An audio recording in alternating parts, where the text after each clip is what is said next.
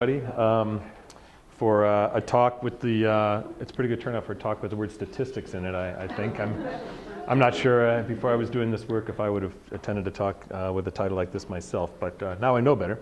I'm going to go through some of the threads that are intersecting at the work that I'm currently doing, and I want to sort of launch this under the umbrella or banner of the late great Max Weber here, who in Economy and Society wrote, "The choice is only that between bureaucracy and dilettantism in the field of administration."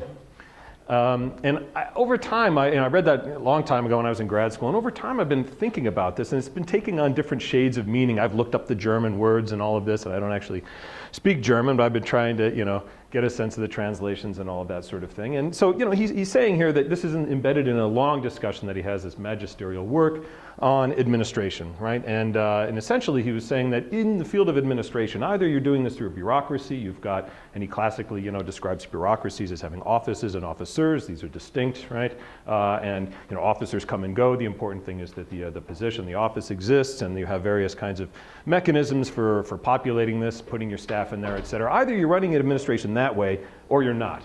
You're doing something else, and it may be maybe you're maintaining kinship relations, maybe you're maintaining social ties, it's just the unfolding of exchanges or something like that in the process. The basic institutions of society are being maintained, but that's not a bureaucracy. That would be what he's going to call dilettantism. And over time I started thinking about, the first time I'm using this, by the way, it doesn't seem to work so well. Okay. It seemed, now I think Weber clearly thought that he was describing something about the world, right? In particularly the West, he was particularly interested in what modern societies are, what it means to be modern, that sort of thing. And he thought he was describing something about the West that was actually independent of his description of it, right? This is simply the way that the world is. But over time, I've been thinking about the ways in which Weber's statement might actually be performative. And performative in the sense that a lot of feminist scholars use the term. This isn't theatricality or we're presenting self in everyday life or something like this. No, it's performative in the sense that the saying of something, the describing of something, actually might create the conditions of its own truth, or at least it recreates the conditions in which it's being said. So it actually has an effect, among other things, on the thing that's being described. So this is the kind of thing that I, broadly speaking, the sort of work that I'm doing here. And so I think for one thing, this invites us to think about how we study administrations, how we study bureaucracy. That is itself actually something that bureaucracies and administrations do, right? So the study of these things is itself part of administration. And to generalize this a little bit, I think a lot of people have made this point in a lot of different ways.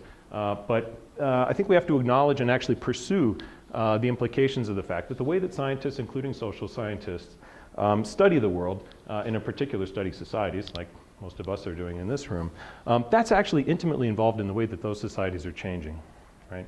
So that's the sort of, broadly speaking, the field here that I'm operating in.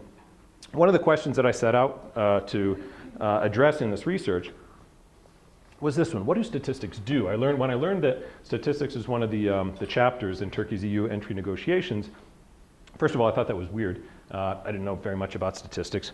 Not that I do now, but anyway, more than I did. But I thought that was a little odd. And so I asked myself, why would that be the case? And that led quickly to a question: what do statistics do? Not only what are they, and I got all kinds of introductions to statistics out of the library and all of that. But one of the headings is statistics. Why would that be the case? And going from that then, what does the reform of statistics do? What does it consist of course, but what are the effects that it has? What does it do? That's one way of putting this question, I think, right?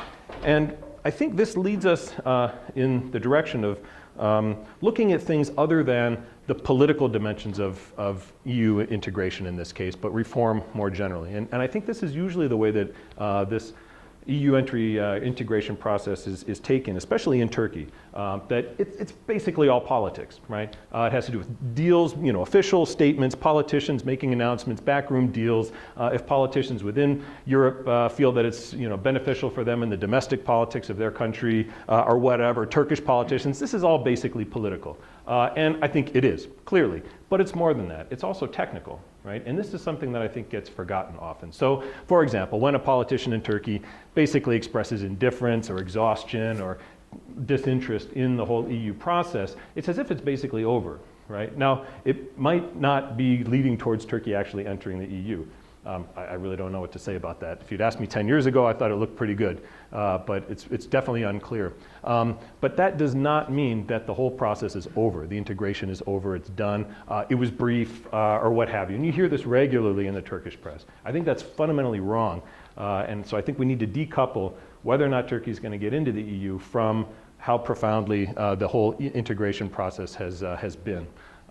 So that's sort of the, and each of these sort of domains, the political, the technical, the environmental, social cultures, all involves different kinds of practices, discourses, experts and authorities and this kind of a thing. So I'm going to render this more specific here pretty quickly. Okay, so we're taking administration then as a particular regime of culture and power.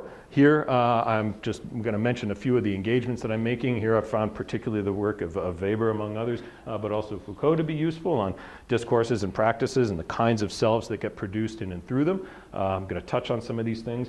Another set of theoretical engagements I'm trying to work with has to do with questions of commensurability. And this is literally common measure and measurability. How is it that we can apply common measures to different contexts? In particular, I think historical and cultural difference. And this is something that anthropologists are often dealing with, historians too. How is it, and it often works itself out on the level of what kinds of concepts, analytical frameworks can we develop that would be adequate to radically different times and places than the ones that we live in. And so that's a problem that historians and anthropologists, other disciplines have. But it's also interestingly one that societies might take on themselves. So what does it mean to reform as a society? I think that's kind of fascinating when a society deliberately takes on an attempt to transform itself in light of norms that might not be ones that it is sort of just generated indigenously, right? Here, in particular, work of Dipesh Chakrabarty and also Talal Asad, actually, who's written a little bit alongside his work on secularism and religion on questions of statistics, as a matter of fact, among other things. Wrapping this part quickly here, I'm also trying to say something about what there are a lot of different terms for these, but are sometimes called, or I'm calling, distributed agentive assemblages. These are basically human and non-human pieces that are interacting with one another and are allowing things to happen or are making things happen. And I'm trying not to make too many assumptions about what has agency and what doesn't. Let's just see how things look when we try to understand what are the pieces that are involved in complex kinds of apparatus here, and in particular the work of people like John Law and Jeffrey Balker I'm finding particularly useful, and think about this. And finally, the idea of the kind of rationality that would increasingly be expected and I think produced and called forth through this kind of work is often being done under the heading of what's known as economization, or the construction of the economy. This is often taken as a universal sphere, or at least it's what human beings sort of look like. Probably that's the closest description we're going to get to universal human behavior, is some sort of economic rationality. The whole field of economic anthropology really is built on questioning whether or not that's true and to what extent and where and all of that. But in particular, outside of anthropology, the work of Michel Caillon and Timothy Mitchell is useful here. So these are the things that are going to be sort of lingering in the background. I'm not going to explicitly engage too much with that as we go through. So what I'm talking about is based on some field work I did in 2012, 2013. This is the largely in places, several places around the country, including the Ministry of Agriculture, the Turkish Statistical Institute, known as TÜİK, in its acronym in Turkish. It's called Turkstat in English, but nobody really uses that. And those are both located in Ankara, but they also have branch offices. In particular, I was in Izmir, in Adana, Tekirdağ, Urfa, and Balıkesir. In the next slide, I'll have a map to show you where these are. I also was interviewing and observing relatively little participation. Well, I was helping moving things, I suppose. But anyway, with farmers in these regions, some statisticians, economists, and agrarian experts and outreach folks also in these different parts of the country. Here's Turkey. Unfortunately, I couldn't circle the cities because I don't know how to do that. So PowerPoint, but Tekirdağ is here, Izmir is here, Adana is here, Urfa is out here, Şanlıurfa is out here, and Ankara is right there in the middle. Amazing. Searches also didn't yield anything, so. Okay, now there is Turkey now has a secretariat, a ministry rather, sorry, Ministry for EU Affairs. That was set up in 2011 to coordinate the whole integration process. Until 2011, it was known as a Secretariat General for EU Affairs. That was set up in the year 2000. I've got websites and all of this, and we can go through some of the history of Turkey's relations with Europe and the EC and all that if you like. Now there are 35 chapters in any country's negotiations with the EU. Well, earlier countries probably had a different number, but anyway, when Turkey was admitted as a candidate in 1999, there are 35 chapters, really 33 of them matter. Those are the ones you have to negotiate on. The other two are like other and institutions or some. Do you have the institutions in place to even run these negotiations kind of a thing? So those don't actually be negotiated. Statistics is number 18. That was opened in 2007, and there have been no new chapters open since 2010. The negotiations are basically stuck. This is here's an obvious instance of the political dimensions of all of this. There are vetoes. Any member, the EU tends to work this way. Any member country can veto just about anything, and it only takes one. And the countries seem to be taking turns sometimes on who's going to veto this or that sort of a thing. So no chapters that have been opened are being able to be closed, and no new chapters are able to be opened. If you can't open a chapter, that technically means it's frozen. All right. So in the context of this, then, in 2012, authorities in Ankara and folks in Brussels, who tend to be officially fairly favorable towards Turkey's accession, set up what they call positive agendas, working groups, basically. And the idea there is that it's an acknowledgement, really, in a sense, of what I was just talking about. Not only is this sort of quietly happening, but there's an official mechanism now for the work to just simply continue. Let's just pretend like the negotiations are continuing, right? And so the work continues. The work continues. Right? All these technical, so teams, by now hundreds of thousands of personnel and have attended workshops in Europe and gone for training. Experts come to Turkey. This continues. This is constantly going on, right? And one of the 8 chapters on which this is happening is statistics. So what is TÜİK? What is the role of TÜİK, the Turkish Statistics Institute? Well, they're doing the reforming of what statistics are collected, according to what timelines and formats, by whom, how they're going to be compiled and interpreted, how and when they're going to be disseminated, and all that sort of a thing. That's what TÜİK is involved in doing.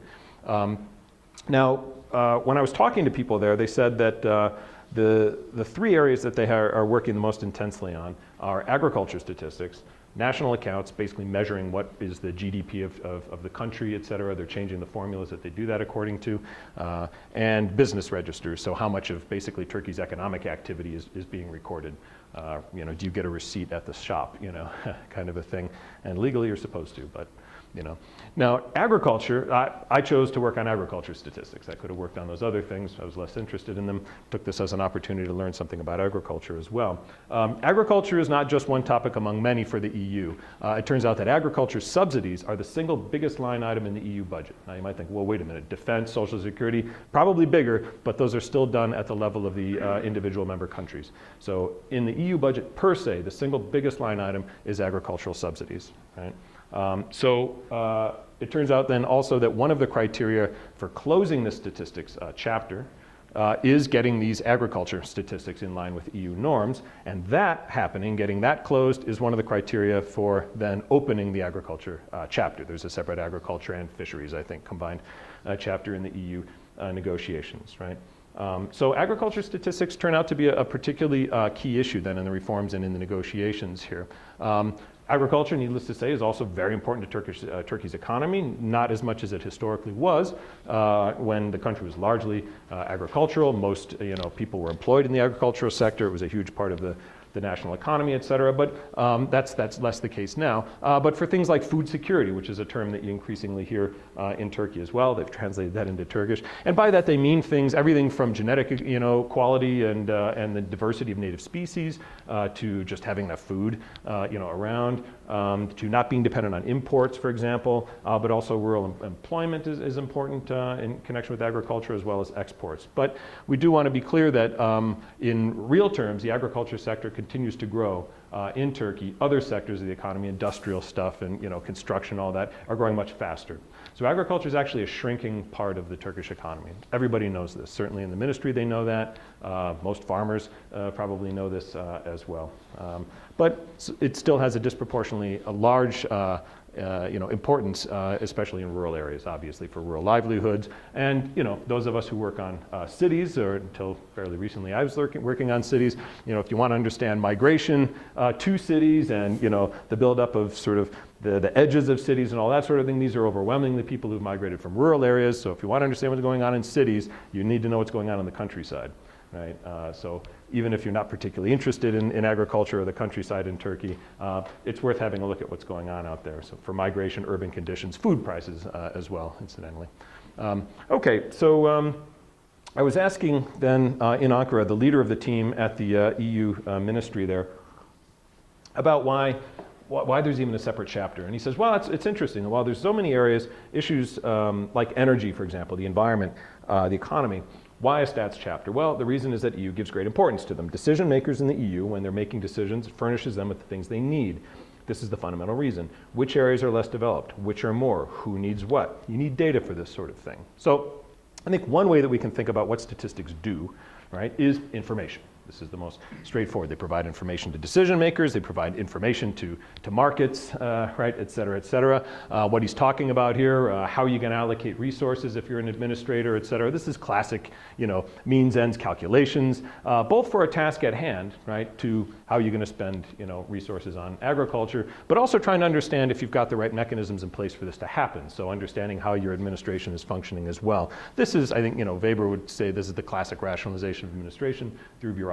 I think we could recognize that. Notice also, though, there could be a justice, dimension. What do statistics do? They might play a role in justice. So, Guy was continuing here. He said, there's a large cake in the middle, as you know, middle of the table, right? Structural funds, European social funds, European regional development funds, various funds. And these need to be collected from certain places, right? The various countries, basically, in the form of taxes. And then often urgently needed to be distributed. Places have serious problems, social problems that they need funds for, right? So in order to distribute justly and to not cause discomfort or problems for other countries, decision makers need to give real importance to statistics to assist them, right? So this is a question of a just distribution. Right? And they might be one of the tools here, it turns out, we could use in a just distribution. Now, we might say, wow, this sounds a whole lot like audit, and that's a classically sort of business practice. Here we go, a classic neoliberal migration of a business practice from the private sector to the public sector, et cetera. Certainly. At the same time, though, notice here that statistics are being deployed to redistributive ends. Right? And in the EU, more often than not, that's actually a fairly progressive kind of an agenda. So statistics could kind of cut both ways there, right? Now, another thing I think that statistics do, and the reform of statistics in particular, is they change the formats that knowledge actually is put into, right? So this was the team leader on the EU coordination and EU relations team. She was I talked with her on a couple occasions over the years, and she said, now that we need certain data, other institutions have to start collecting it, which maybe they weren't keeping in that format. So we have to pressure, or well, we try to help them produce this data. She corrected herself. So we're actually influencing and affecting other institutions. And with definitions, for instance, we're basically trying to standardize institutions' knowledges, and she used it in the plural, that was interesting. This is happening throughout the country. Pressure, they're always complaining that they give guidelines and this kind of a thing, and sometimes people don't conform to them, and so they have to send stuff back, and they would like mechanisms for sort of putting the screws on people who don't comply. Now, what does this look like on the other end? How about the lives of people who are, say, farmers in the country? Here's a chap that I got to know and did some field work with in Balıkesir, so western Turkey. He's actually he's my father-in-law's uncle's son-in-law.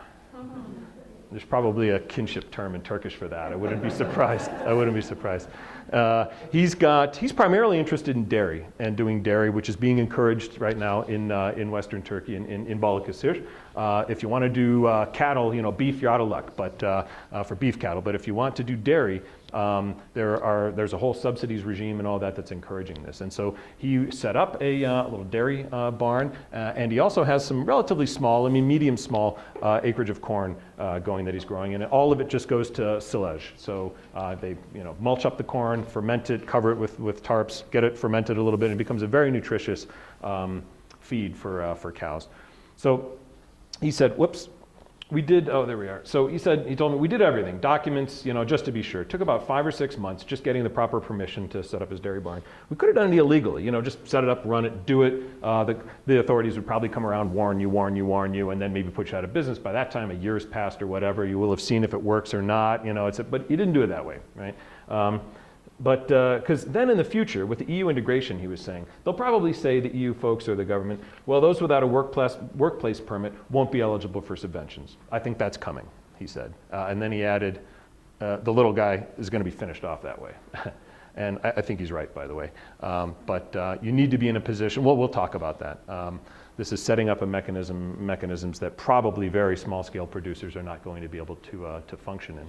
So, interestingly, from his perspective, notice immediately the discussion was about subventions, right? And that was overwhelmingly the case when I was talking to farmers. So what do you think is new about the statistical stuff? Or what about this system or that system that's being set up? They all, within a few sentences or words even, they were talking about prices, right?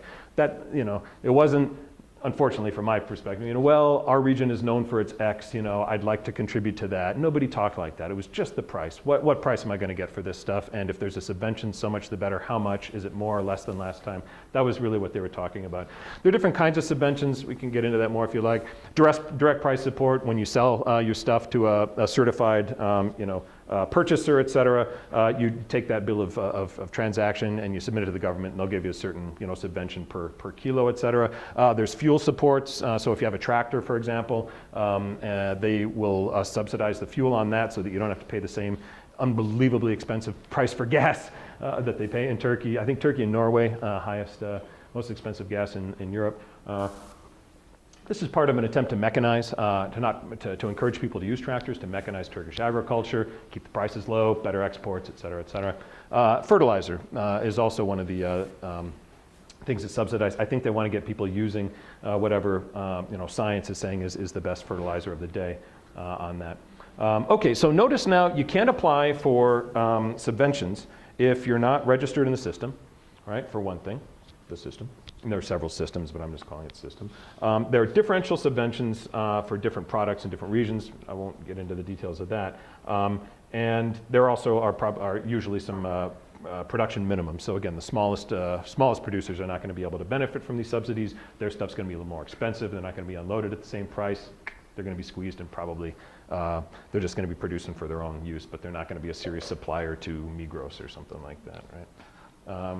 Okay, so I think can start to see that these demands for registration, and these are, in a minute I'm going to talk about how these are increasingly the mechanisms in the apparatus through which the data is going to be collected.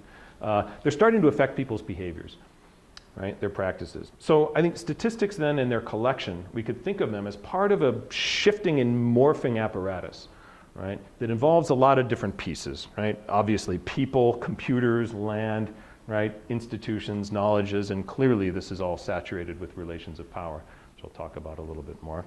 Now, another interesting take on this, or perspective on this, that illustrates some of what I'm trying to get at here, was the attempt to set up a agricultural enterprise registration system. Its acronym was TICAS, they called it.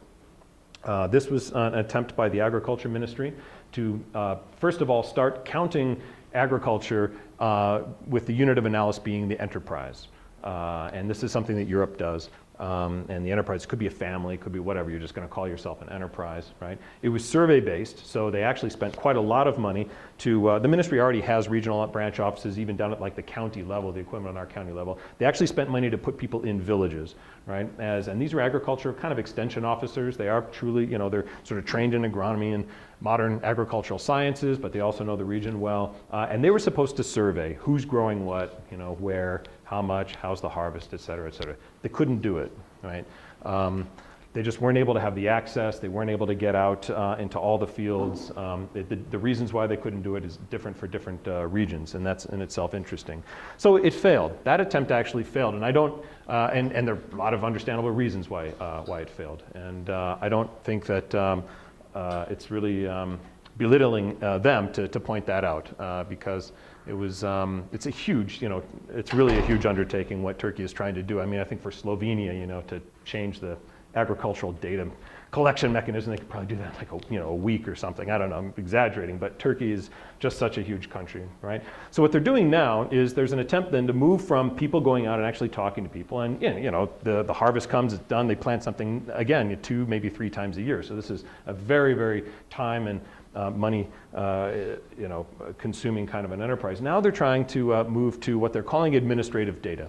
And this is using these registration databases like my farmer in Balakis here had to get registered with. So these are basically, this is data that gets into the system when people are doing something else, right? People are registering for subventions, or registering their tractor so that they can ultimately get the subvention for that, et cetera. So, and they have to enter all this other data: how much they plant, how much acreage they have under, under cultivation, what, et cetera, et cetera. So this kind of registration then increasingly gets more important for these kinds of statistics, right?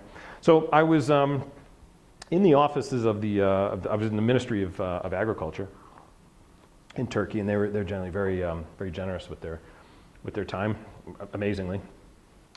Anyway, I'll talk about that later if you want. And they're extremely busy. I mean, the phones are ringing constantly, and this guy they actually have a team, an office now, that's the GIS department, or team, more or less. They are coordinating, they're the ones who are heading an attempt to basically get agriculture data, what's being grown where, linked up with, Turkey has several satellites in space, in case you didn't know that, and that's beaming back down all kinds of GIS stuff now.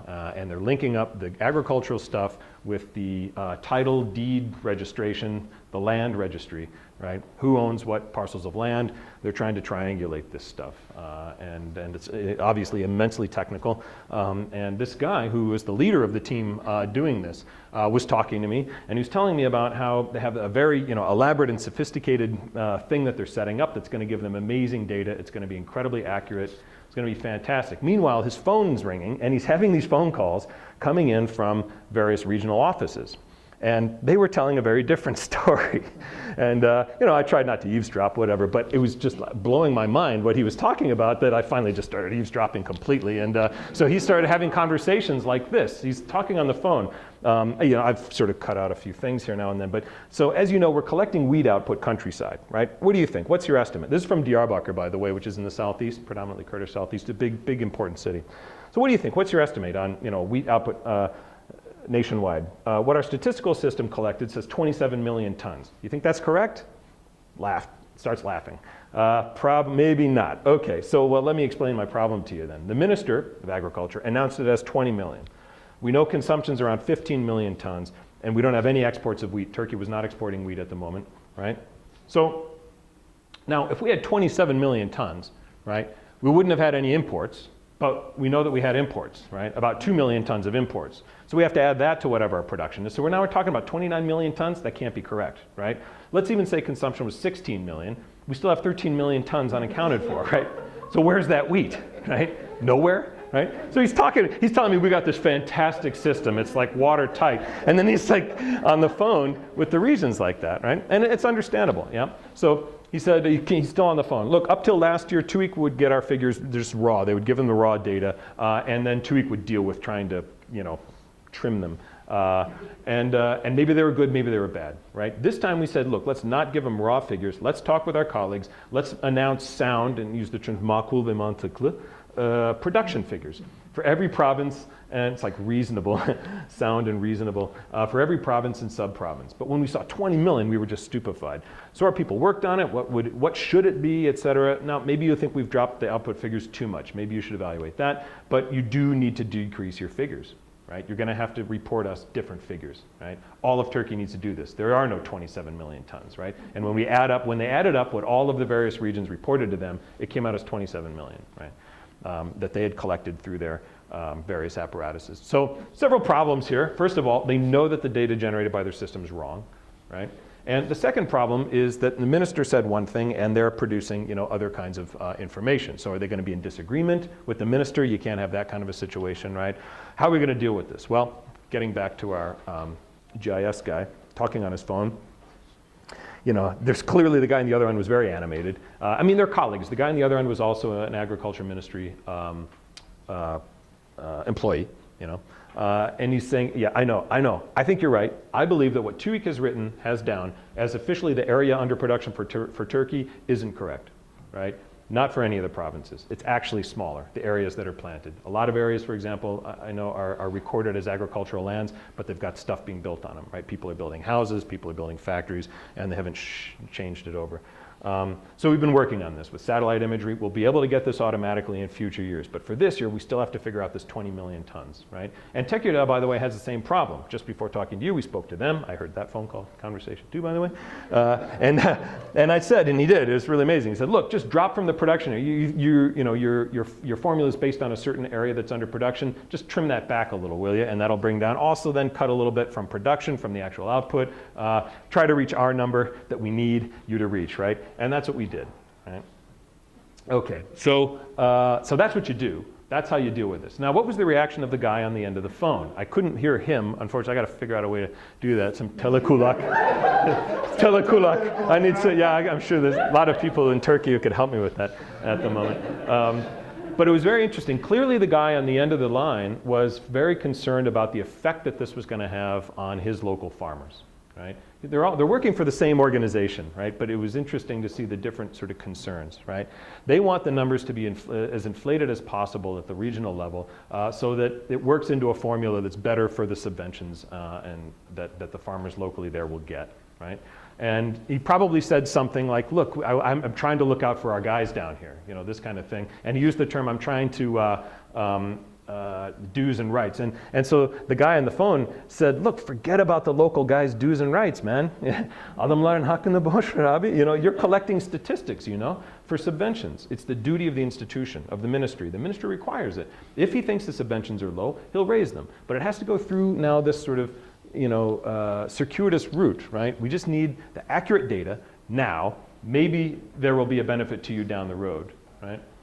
So, and he also said, you know, look, we're trying to help your work be easier here, right? I know. They've got used to receiving probably a certain level of support. It's not like, I do know that, and it's not like we're at the center here and we don't know your conditions out there. We understand. All of Turkey has that problem, not only you, right? Then he came around to money. Clearly the guy on the other end of the line had the impression that this person who's basically just a GIS technician and statistician was somehow intimately involved in the discussions and the decisions about what the level of supports were going to be, agricultural subventions.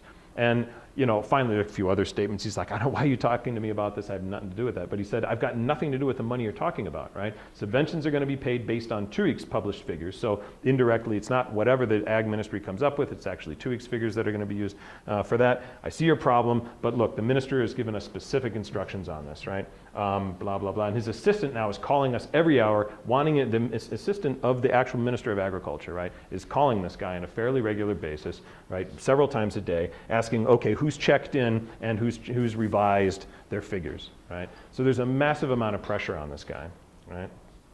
All right, so clearly there was some resistance. No, this is no longer quoting anybody. Clearly there was some resistance from the regional agricultural officials. They wanted to have the highest figures possible for their farmers, right? But technicians like the chap I was just quoting, we're seeing this as a technical problem, right? They're interested in the phrase that they used a lot was accurate and reliable data, right? And eventually this subventions regime is going to be adjusted in light of this, right? So that was interesting. There was an attempt to defer the question of money, displacing that to elsewhere, right? Don't think about the money here right now. Just think about data, trying to get the win. Obviously, these two are completely intertwined, one with the other, right? And he was implying to this guy, look, you're still trying to play an old game, right? Things are moving around. The game is shifting. We don't completely know how it's going to work in the future, but you know, it's going to be different, right? You need to try to get whatever it is that you want for your farmers in a different way now. Right? He didn't say that explicitly, but this was clearly what he was trying to convey to this person, right? So another way of putting this, it seems to me, is to say that data and income, in this case, in the case of subventions, but even you know what it is that people are planting, et cetera, and therefore livelihoods are being reconfigured. Sort of the relationship between them and what the actual values of each of them is. And I think a way to think about that is in terms again of this performativity, right? So that is to say that trying to describe something can create or change the thing that is being described, in this case agriculture. I think we saw an attempt to do this here. We saw that on the case, in the case of our farmer in Balıkesir. Right, and so I think Turkish agriculture, and by agriculture now we have to be a little clear what we're talking about: farmers' practices, products, output, livelihoods. Where that we're going to draw the boundaries on that. This is changing partly as a result of the new apparatus that's being set up to actually understand it. Now, under the heading of commensurability, I think can ask ourselves, what direction is this change going? As a way of getting at this. And clearly it has to do with EU norms, right? Harmonization is a term that gets used a lot. The Turkish equivalent of that: harmonization of institutions, harmonization of categories, of knowledges, right?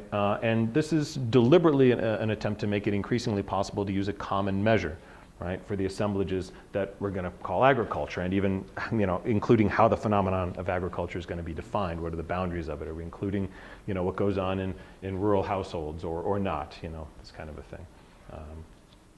Okay, so what I'm trying to do here, where I'm going, where I'm heading with all this, is to try to understand administration as a thoroughly cultural practice. There are other ways of understanding it too, but this is sort of my own challenge, unsurprising maybe since I'm a cultural anthropologist. I'm also looking at administration as an assemblage of discourses and practices, right, and selves that get formed in and through them, right? But it also includes a lot of non-human parts, right, that I'm trying to include in my description of how this is working and how it's changing here. And I'm trying, again, not to make too many assumptions about agency, which parts are the actors and which are just secondary, right? And I'm trying to really understand what it means to think about administration as a particular regime of knowledge and power. So I think part of what we've got here is, if we're talking about the proliferation of statistical apparatuses in the modern world, and this does seem to be something that's a phenomenon. When I was in Rome, happened to be there, and I realized, hey, the Food and Agriculture organization is here. And so I went there. I actually talked to their statistical team. And it turns out that they are heading up a huge project right now worldwide, although countries like Turkey are kind of doing this on their own, so they're less concerned with them. But in the poorer countries of the world, they're realizing that they had actually better, especially agricultural data and statistics in places, the classically, a lot of parts of Africa, a lot of poorer parts of Asia. They had better data back, 50 years ago than they do now. They just don't know what's being grown there. Their own governments don't know, et cetera. And so there's a huge drive right now for the UN, the FAO actually they're starting a very big project. So this is actually happening in other parts of the world, not necessarily as part of an EU reform effort. But with this proliferation, I think this is part of the way that modern power and knowledge is working in many parts of the world, and certainly in rural Turkey, and especially in rural areas. I think this is having a disproportionately large impact. And I guess I should also point out that the point here of the research is not that the data that gets produced in this way is better or worse, or it's correct or it's incorrect. I'm actually really less interested in that, right? There's a zillion different ways of measuring just about anything. You can say it's accurate or it's inaccurate depending on, how you change parameters of things, et cetera. I'm really not so interested in that, right? Whether or not this is correct or incorrect, but I'm rather interested in what is it doing, right? What effects is this kind of, reform effort having here? And I think that this is part of the kinds of transformative features of modernity that we ought to be attentive to, and that's certainly what I've been trying to do in this project. So I'll leave it there, and thanks for your attention.